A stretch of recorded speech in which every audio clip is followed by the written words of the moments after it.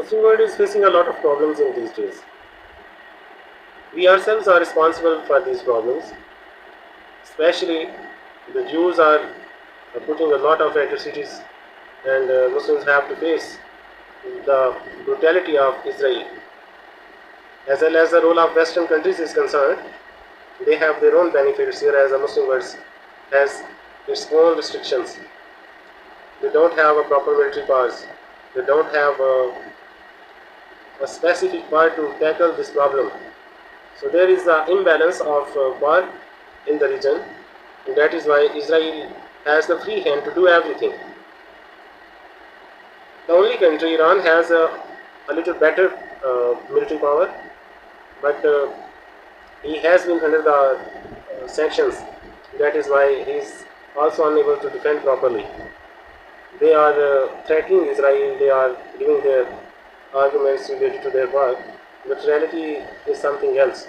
Okay, this country has been under the sanction of Europe and sanctions of America. So that is the reason they don't have the proper military power to face the power like Israel, and especially when Israel is being supported by UK and USA. So in this situation, Iran is nonplussed to face these world powers. But unfortunately, any other Muslim country from the part of Arab countries is unable to handle the situation because they don't have the military powers.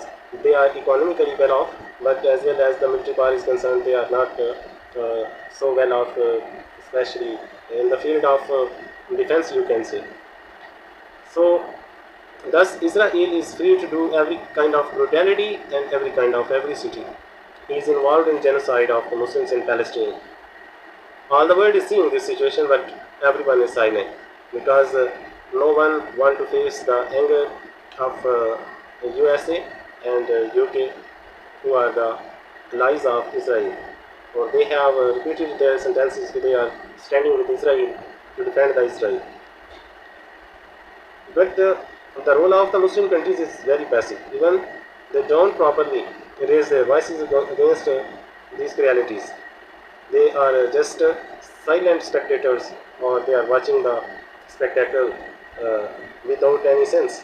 They don't have the sympathies for the very innocent children of Palestine, very innocent people of Palestine.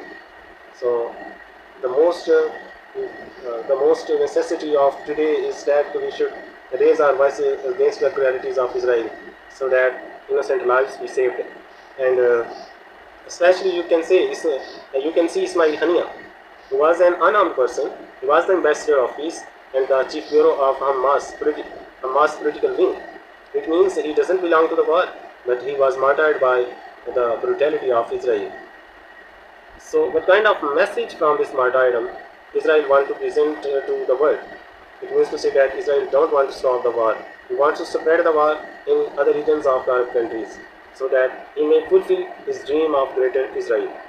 But we are sleeping, and we are sleeping the sleep of a rabbit. We are overconfident that we will face every kind of situation, then we will have to face the problems. But unfortunately, they will be too much late. We as a Muslims should handle the situation politically with negotiations and with powerful voices in United Nations, so that the hollowness of United Nations may also be clear. If these atrocities were being faced by any other country of the world, there would be a lot of you can say aircrafts, and war would be declared against that country if that may not be the Muslim.